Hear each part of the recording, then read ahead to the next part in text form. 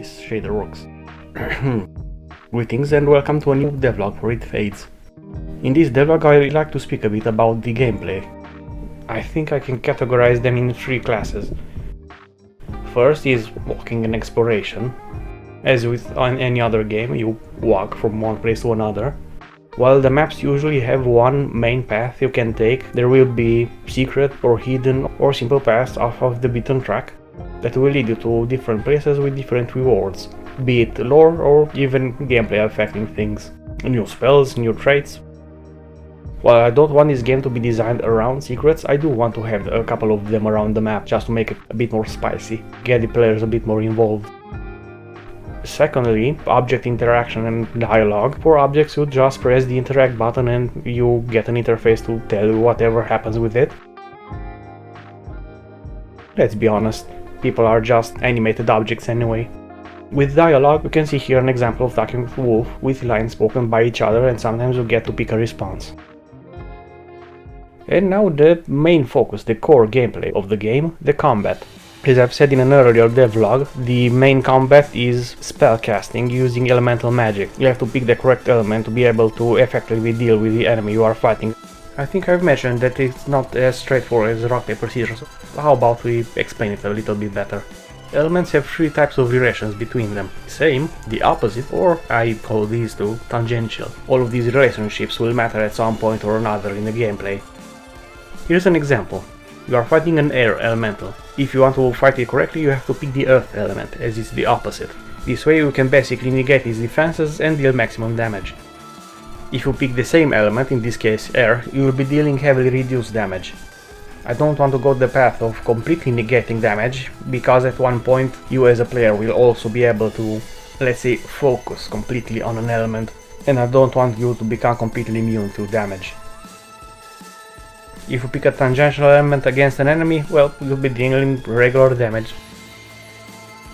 An interesting thing happens if the enemy puts up a shield. Suddenly, both the same and the opposite element don't really do a lot of damage. The shield blocks the opposite damage while the enemy's elemental attunement making it resistant to the same element.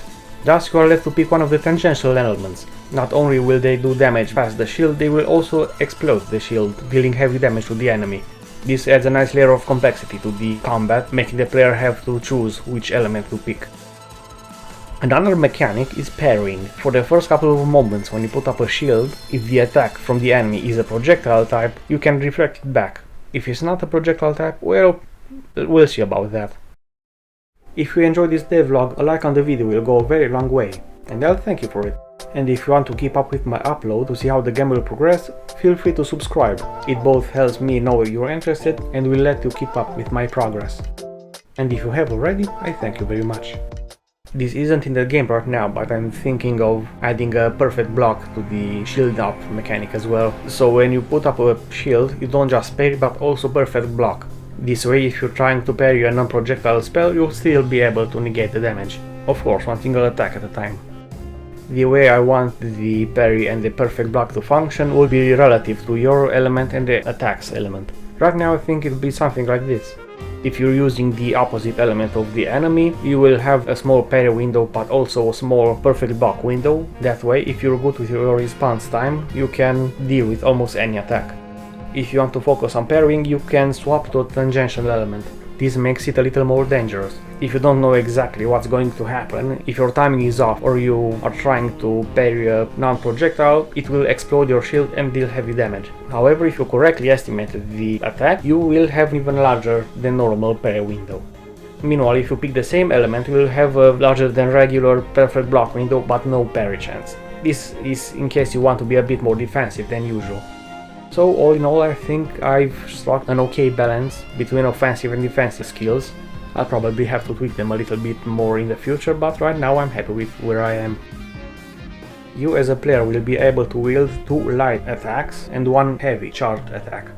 The light attacks are a simple button press, just a tap and the spell will be cast. They have a very short cooldown time and all the spells are designed to have a specific functionality in mind.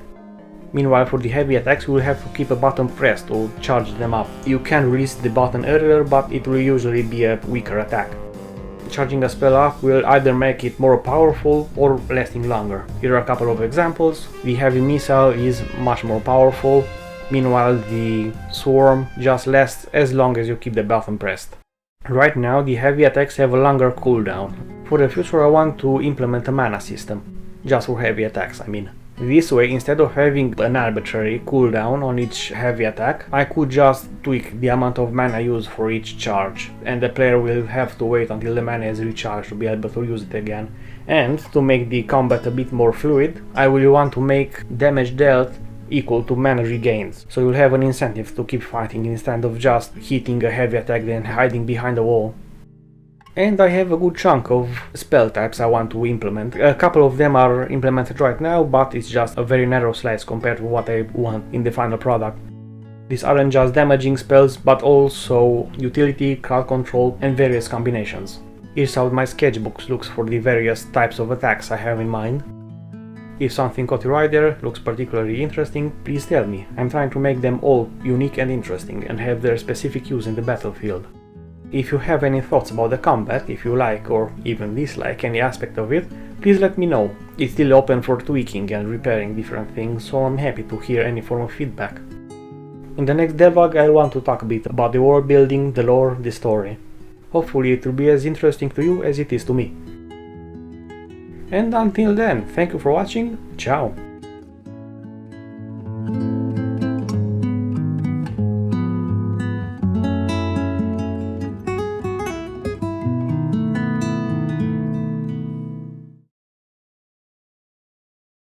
You have to pick the correct element to be able to effectively deal with the enemy you are fighting.